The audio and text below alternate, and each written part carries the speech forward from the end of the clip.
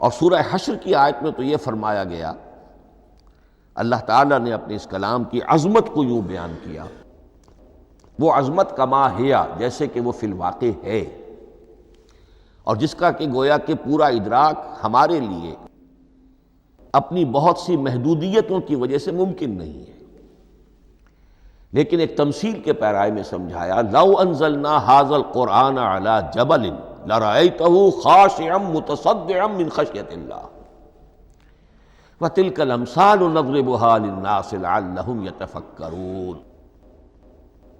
اگر ہم نے اس قرآن کو کسی پہاڑ پر اتار دیا ہوتا تو تم دیکھتے کہ وہ دب جاتا اور پھٹ جاتا اللہ کے خوف سے۔ اور یہ مثالیں ہیں جو ہم لوگوں کے لیے بیان کرتے ہیں تاکہ وہ غور کریں، تدبر کریں، سمجھیں۔ ما لا یدرک کلہ لا یترک کلہ، اگرچہ بتمام و کمال عظمت قرآن کا فہم ان کے لیے ممکن نہیں ہے، لیکن کسی درجے میں تو کچھ انعکاس اس کا ہو جائے، کچھ اندازہ ہو جائے، انسان اپنی ذہنی سطح کے اعتبار سے، اس کی مناسبت سے کسی درجے میں عظمت قرآن کا اندازہ کر لے تو اللہ تعالیٰ کے ان الفاظ کو سامنے رکھے کہ لو انزلنا ھذا القرآن علی جبل لرأیتہ خاشعا متصدعا من خشیۃ اللہ۔ اب اس آیت کو سمجھنے کے لیے سورہ اعراف کی آیت نمبر 143 کو سمجھنا ہوگا، اسی اصول کے تحت کہ القرآن یفسر بعضہ بعضا، قرآن کا ایک حصہ دوسرے حصے کی تشریح کرتا ہے۔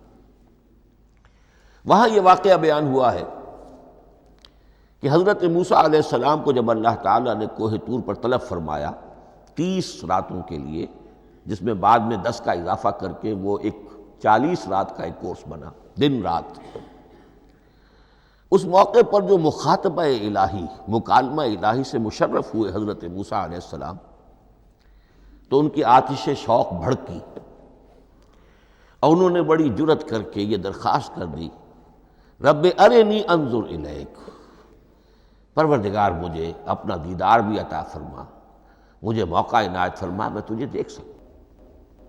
یہ ان کی وہ آتش شوق کا مسئلہ ہے، لیکن جواب کیا ملا؟ لن ترانی، تو مجھے ہرگز نہیں دیکھ سکتے، ولکن انظر الی الجبل فإن استقر مکانہ فسوف ترانی۔ لیکن ظاہر بات ہے کہ حضرت موسیٰ علیہ السلام کو بات سمجھانے کے لیے کچھ مشاہدہ بھی کرانا تھا۔ فرمایا تم مجھے نہیں دیکھ سکتے، البتہ اس سامنے کے پہاڑ پر نگاہ جماؤ،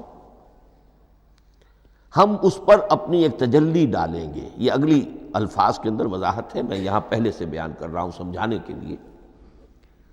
اگر وہ پہاڑ ہماری اس تجلی کو، تجلی کسے کہتے ہیں؟ جلا، روشنی، تو اللہ تعالیٰ کی طرف سے کوئی خاص اس کے نور کا جب پرتو ہوتا ہے کسی شے پر تو وہ اس کی تجلی ہے۔ ہم اپنی ایک تجلی اس پہاڑ پر ڈالیں گے، اگر وہ اس کو جھیل جائے، اپنی جگہ کھڑا رہ جائے، تو تم سمجھنا کہ شاید تم بھی ہمیں دیکھ سکو۔ فلما تجلی ربہ للجبل، اب یہاں وہ لفظ آ گیا، جب اللہ نے تجلی اپنی پہاڑ پر ڈالی، جعلہ دکا وخر موسیٰ صعقا، وہ پہاڑ ریزہ ریزہ ہو گیا اور حضرت موسیٰ بے ہوش ہو کر گر گئے۔ اب یہ بے ہوش ہو کر گر جانا، جبکہ وہ تجلی براہ راست بھی نہیں ہے، بالواسطہ ہے۔ مشاہدہ جو کر رہے حضرت موسیٰ وہ بالواسطہ ہے، تجلی پہاڑ پر ہے، لیکن یہ کہ اس کا بھی بالواسطہ اس کا جو ہوا ہے، اس کی جو تاثیر ہوئی حضرت موسیٰ علیہ السلام پر کہ وہ اس کی تاب نہ لا سکے اور بے ہوش ہو کر گر گئے۔ یہاں سے یہ بات سمجھ میں آتی ہے کہ یہ تجلی یہ ذات باری تعالیٰ تھی جس نے کوہ طور کو جلا کر بھسم کر دیا یا ٹکڑے ٹکڑے کر دیا، ریزہ ریزہ کر دیا۔ اب ذات الہی کے ساتھ جو تعلق ہے کلام الہی کا، اور یہ صفت جو لا عین ولا غیر کے درجے میں ہے ذات کے ساتھ، تو وہی تاثیر اس کلام الہی کی بھی ہے۔ لو انزلنا ھذا القرآن علی جبل لرأیتہ خاشعا متصدعا من خشیۃ اللہ وتلک الامثال نضربها للناس لعلهم یتفکرون۔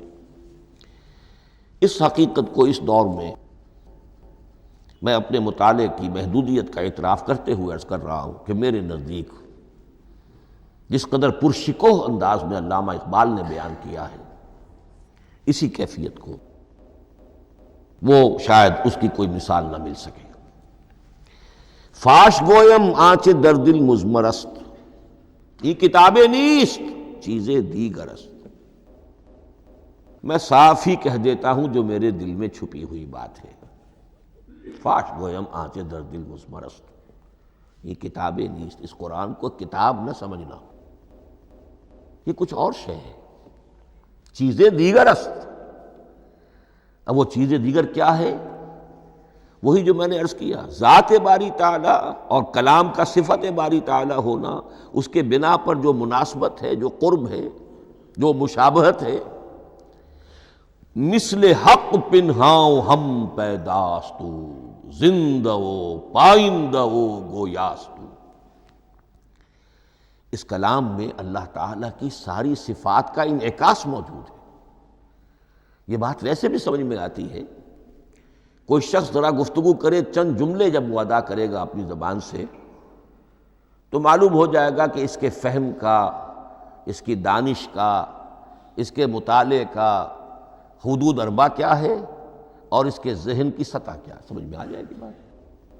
اس لیے کہ کلام جو ہے وہ متکلم کی پوری شخصیت کی عکاسی کر رہا ہوتا۔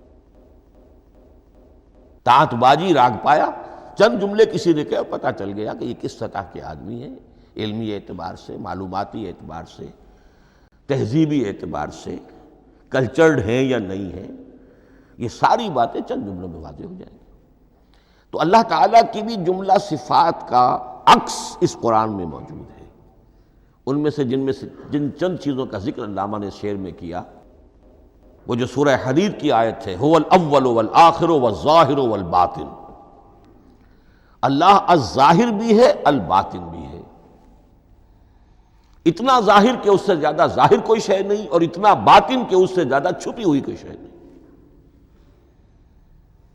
اسی لیے حضور سے جو منقول ہیں الفاظ کہ پروردگار انت الظاہر فلیس فوقک شیء وانت الباطن فلیس دونک شیء، یہی کیفیت قرآن کی ہے۔ مثل حق پنہاؤ ہم پیداستو، پنہا بھی ہے، ظاہر بھی ہے، جیسے ذات باری تعالی، اور جیسے اللہ تعالیٰ کی شان ہے جو آیت الکرسی کے شروع میں آئی، الحی القیوم۔ مثل حق پنہاؤ ہم پیداستو، زندہ ہو پائندہ ہو گویاستو۔ یہ قرآن جو ہے اللہ تعالیٰ کی صفات کا ایک عکس اپنے اندر رکھتا ہے۔